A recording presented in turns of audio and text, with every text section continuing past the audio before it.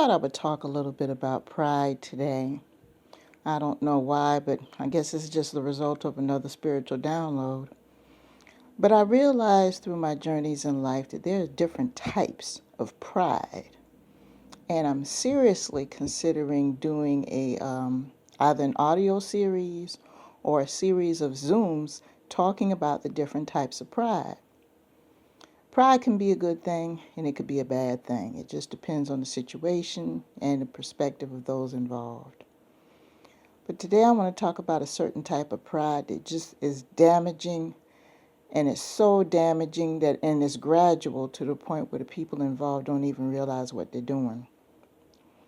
And this is a level of pride where someone does not want to admit that they were wrong in order to repair a relationship.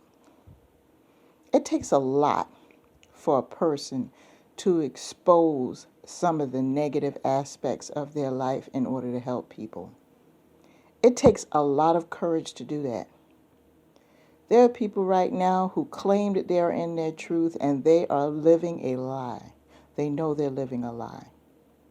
They could be lying about the fact that their marriage is in trouble. They could be lying about the fact that their finances are a mess. They could be lying about the fact that they have a hidden addiction to something that's gone out of control. It's altered their personality, it's changed their lifestyle, but they do not want to acknowledge the fact that one of these things is a problem. A certain level of pride, worrying about how they will look once it's exposed. Now, I mentioned in previous audios before, it doesn't matter what you hide. There's always that one person somewhere who knows the deal. You can tell 1,000,000 people and show them one side of you, but there's always that one person who was there the whole time who knows just a little bit more, who knows what's going on behind closed doors. There's that one person. And depending on who that person is and the type of relationship that you had with them, you're on shaky ground for some of you.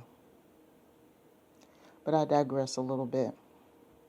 This type of pride is detrimental because, see, faking the front is a phrase that's being tossed around a lot like it's not a big deal. I'm sorry, people, but faking the front is a big deal. I did a Zoom not too long ago talking about defense mechanisms, and faking the front is actually layman's terms for a defense mechanism called reaction formation. Reaction formation, aka faking the front, is basically living in an altered reality. You don't want to address the traumas and the bad stuff, so to speak.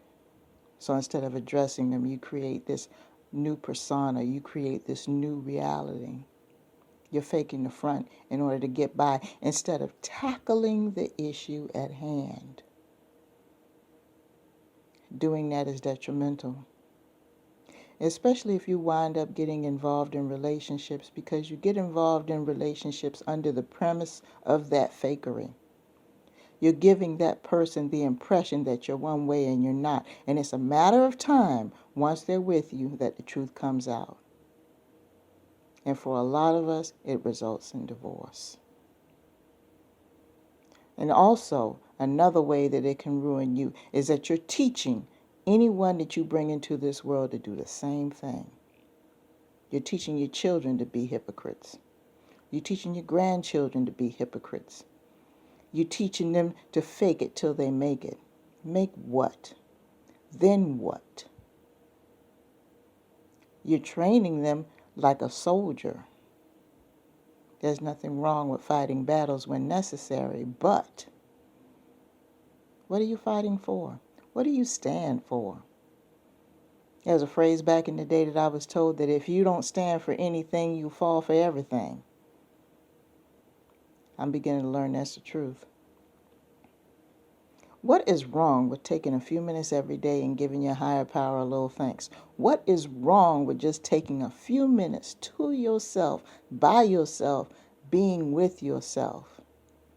What is wrong with checking yourself? What's wrong with a self-inventory? You mean to tell me you're so caught up in the world you can't even take 5 minutes before you go into work and sit in your car and meditate You can't take 5 minutes, get up a little bit earlier. You don't have any time during the day to breathe hard. You can't even look in the mirror for more than 30 seconds because your schedule is that full. You need to remove some things. You have 23 hours and 59 minutes of the day. That next minute starts a new day.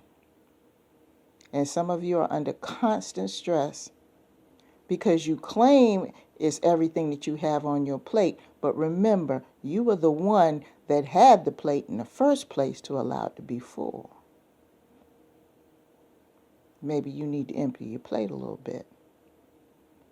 Because right now, what's on it is not digesting very well.